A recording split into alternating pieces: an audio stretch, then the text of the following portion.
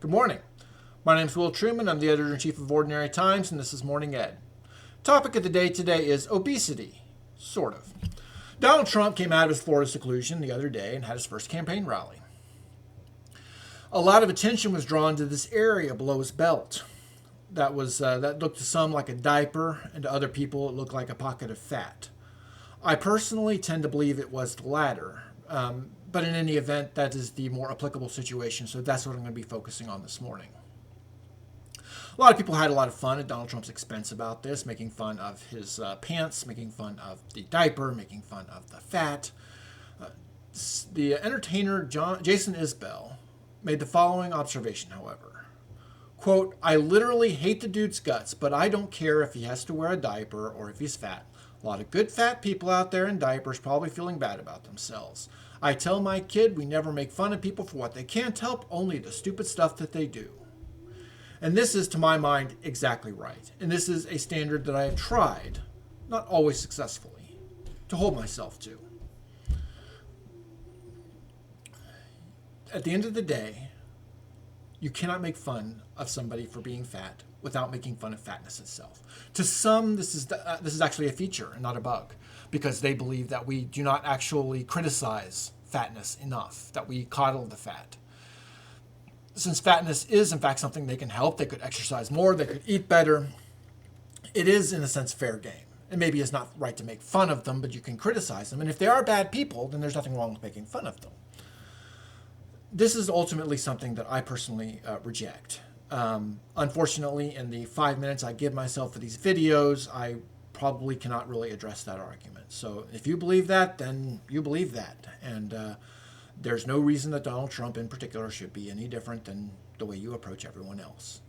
A lot of other people who, at least in general, agree that it is in bad taste to criticize somebody for being overweight try to make an exception for Donald Trump. They try to explain why Donald Trump is a different case, usually because Donald Trump is bad. And by virtue of him being bad, we have no obligation to try to be fair to him. Or they try to say it's not about him being fat. We're using fatness to criticize his vanity, his personality, things that are very, very much in his control. And while I understand the logic behind this defense, I ultimately don't believe it, because you really can't make fun of fatness in anybody because without making fun of fatness itself. That is intrinsic in the criticism. If you make fun of Donald Trump for being fat, you can say, well, it's different for him than it is for somebody that we like that's fat, Chris Farley or somebody, I guess, alive. But you get the idea.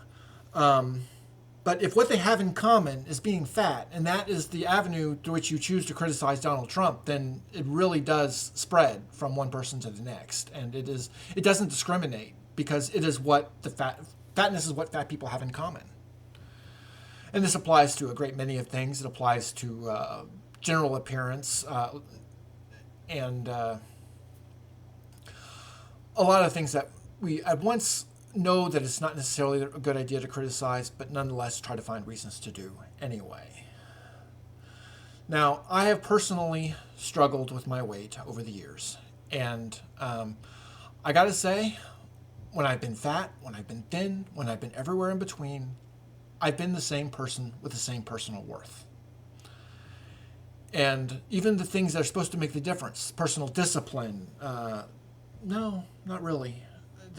I've either found the zeitgeist to lose weight, or I've lost it, usually for reasons having nothing to do with the amount of discipline that I exert. Now, for some people, they just don't believe this, or they believe that I am some weird exception to the rule. And like I said, for those people, I just don't have time to make that argument. But if you are sympathetic to those people who are overweight, then you need to be sympathetic to being overweight, to the struggles and difficulties that come with that. And that includes in people we don't like, because that is what the good people who are overweight and the bad people who are overweight all have in common. My name's Will Truman, editor-in-chief of Ordinary Times. I hope you have a good day. Thank you.